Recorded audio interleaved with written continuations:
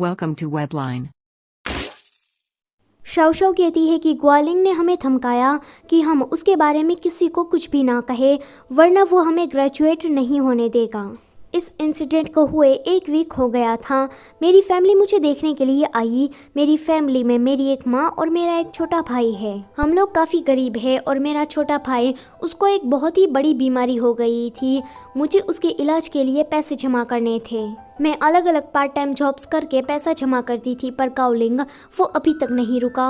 वो बार बार मुझे अप्रोच करता रहता था। एक दिन वो मुझे होटल ले गया। वहाँ जाने के बाद उसने मुझे ड्रग खिला दिया। जब मैं उठी तो उसने फिर से मेरे साथ वो सब कुछ कर दिया था। उसने मुझे धमकाया कि मेरी वीडियो उसके पास है, अगर मैं ये बात किसी को बता देती हूँ तो वो मेरी वीडियो को वायरल कर देगा। जियानियो उससे पूछती है कि एक्चुअली में तुम मरी कैसे, तो शाओ उसे कहती है कि मैं उससे आर्ग्यूमेंट करने लगी कि वो मेरे साथ ऐसा ना करे और मेरी वीडियो को भी वायरल ना करे, और इसी चक्कर में मैंने अपना माथा खुद ही हर्ट कर लिया और मैं बेहोश हो गई। गाओलिंग को लगा कि मैं मर गई हूँ, तो उसने डर के मारे मुझे टेरेस से धक्का दे दिया और सुसाइड जाहिर कर दिया। जियानियो सोचती है कि मैंने उसकी सारी बातें सुनी, पर अभी भी लगता है कि कुछ तो मिसिंग है। वो उसे टच करके देखने वाली थी, पर उसे याद आता है कि उसकी पावर तो चली गई है। नेदर किंग शाओ की आत्मा को उस स्पिरिट पकड़ने वाली बोतल के अंदर छुपा देता है।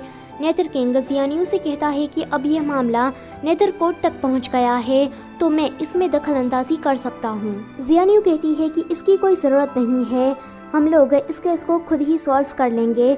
नेदर किंग कहता है कि मैंने पहले ही कहा कि ये मामला अब नेदर कोर्ट तक आ चुका है, यानी कि इस केस को तो मैं ही सॉल्व करूंगा। बाहर खड़े 2 ग्रीन रीपर कहते हैं कि नेदर किंग और ताओइस्ट पता नहीं क्या करना चाहते हैं। नेदर किंग ने उन दोनों की बातों को सुन लिया था, तो वो उसे जादू की मदद से गायब कर देता है। लियोरेन ये देखकर कहता है कि अमेजिंग। नेदर किंग कहता है कि हमें कहीं पर जाना होगा। वो उन दोनों को टेलीपोर्ट करके चेन के घर पर लाता है। जियानियो से कहती है कि तुम मुझे जानबूझकर टच कर रहे हो ना, मुझे ये बिल्कुल भी पसंद नहीं है, आगे से ऐसा कुछ भी मत करना। तो वो कहता है कि ठीक है, अगर तुम्हें पसंद नहीं है तो मैं नहीं करूँगा।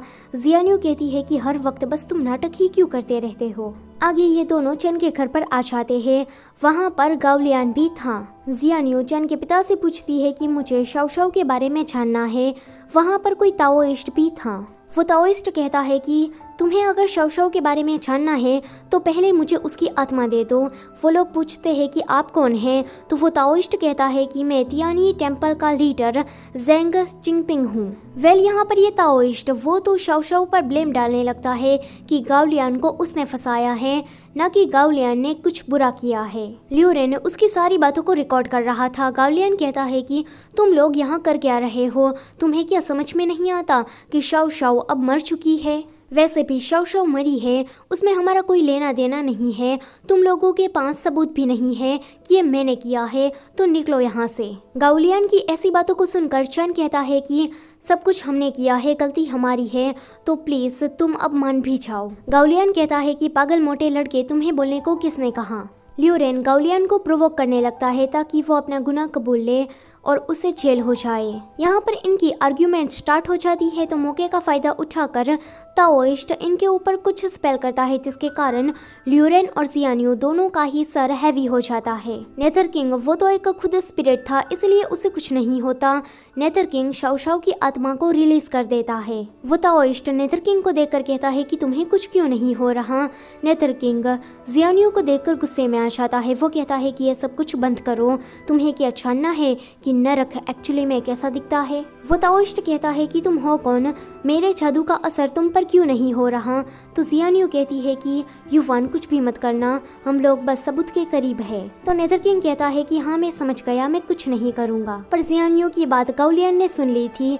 वो लियोरेन का फोन तोड़ देता है। वो कहता है कि तुम लोग ताओइस्ट होकर ऐसी बचकांड चीजें करते हो। अब तो ये फोन टूट गया है, अब किसी को भी पता नहीं चलेगा कि मैंने शाओ के साथ क्या किया था। शाओ को ये सुनकर गुस्सा आ जाता है।